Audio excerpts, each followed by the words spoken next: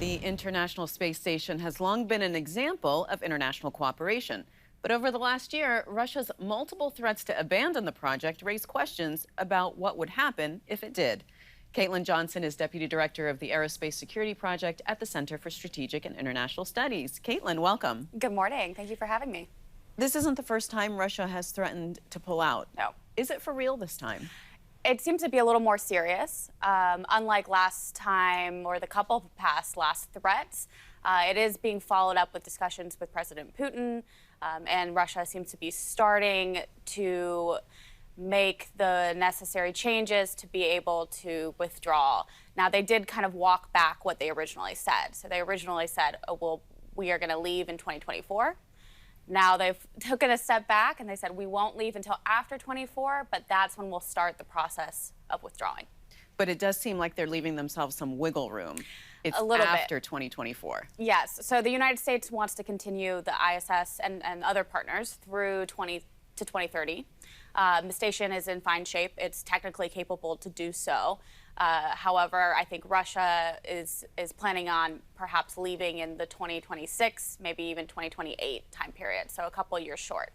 So the ISS was jointly built by Russia and the U.S. and jointly operated. Yes. So what happens if it pulls out?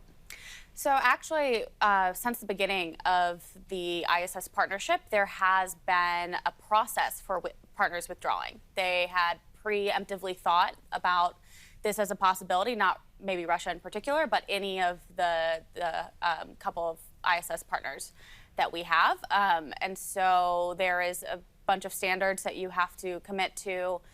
There would be a lot of negotiations, a lot of discussions between all of the ISS partners about what Russia's role has been and how to migrate maybe those trainings that we conduct in Russia for the International Space Station, the actual physical parts of the space station, and any other kind of operations that Russia's involved in, and either migrate that to the other partners or make plans to fully shut down the station. I was going to ask you that because if they do pull out and those things weren't migrated to somebody else, could the whole thing just have to shut down? It could, if no agreements are reached. I think there will be many possibilities to negotiate with Russia, potentially buy out part of their partnership to keep the Russian modules on the space station, to keep it in operation. The commercial industry in the United States has been asking for years for NASA and others that once the end of the International Space Station, that mission is complete, to turn it over to commercial industry. So I could see a possibility where that is sped up. So there are a lot of options, I think, and our diplomats and people at NASA and the State Department will be very busy for the next couple of years. So there's a lot of scientific experimentation going on the ISS. What happens to that if Russia pulls out? Sure. Well, the nations typically have different science experiments ongoing. NASA has its own missions, growing vegetables and lettuce on the space station, for example. But they will also, because they're reliant on Russia for training of astronauts, but also part of the space station and the kind of the maintenance of where it sits in orbit is reliant on Russia as well. So that will have to be negotiated. And if those don't go well, those science experiments will stop. Now, the United States and NASA has been planning to migrate away from the ISS to the next stage, which is the Artemis program, going back to the moon, a new space station they're calling the Lunar Gateway, which will be able to host some of these similar science experiments, but more focused on long-term habitation of space. The head of Roscosmos says that Russia is going to launch its own space station as soon as 2028. How likely is that?